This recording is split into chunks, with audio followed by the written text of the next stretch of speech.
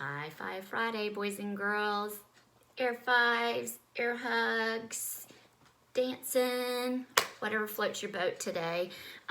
Miss having you guys to interact with and enjoy a little bit of fun on our Friday mornings like we usually do.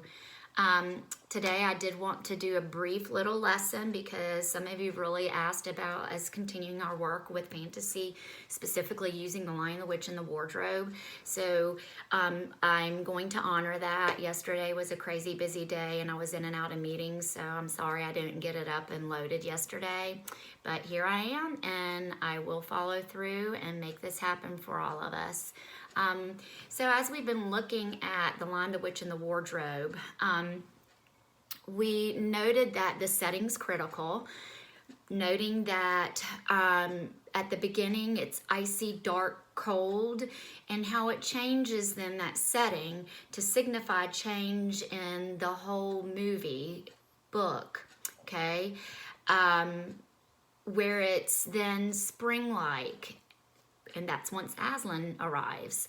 So things start to change there. The other thing, again, pay attention to all the characters, not just Aslan, not just little Lucy, but all of them. What are they saying? What are they doing? Those things are critical as to note when we're reading fantasy because they're very complex. Also, don't forget to pay attention to those problems, and there's multiple. What are they doing? What kind of theme is there that's being developed because of those problems? They tend to have something in common. So pay attention to that rise and fall of the problems, okay? The other thing is like especially with Edmund, okay?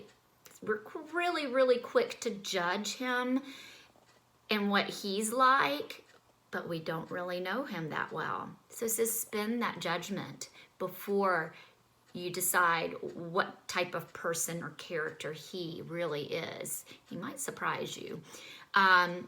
Also then, don't forget that in fantasy, to look for those magical elements.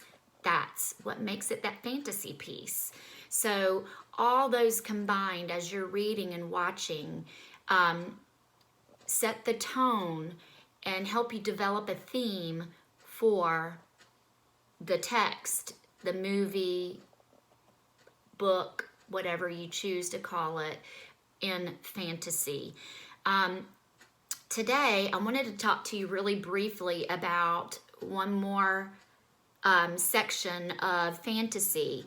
So the vocabulary, again, it gets pretty complicated with fantasy text.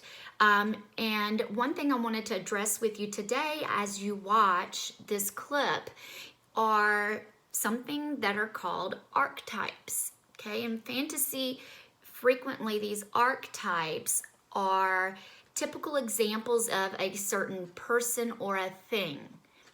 Sounds really kind of vague if you ask me when I give you just that bland definition, but the examples really help you. So typical people that might show up in a fantasy text is, say, the hero, or you might have a mother figure, okay, or a mentor, somebody who's wise, who gives advice, who's been there, has done that.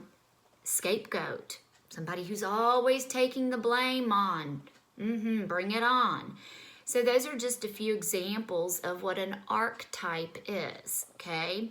So pay attention. Today I want you to assign an archetype to the various different characters that are represented in this clip.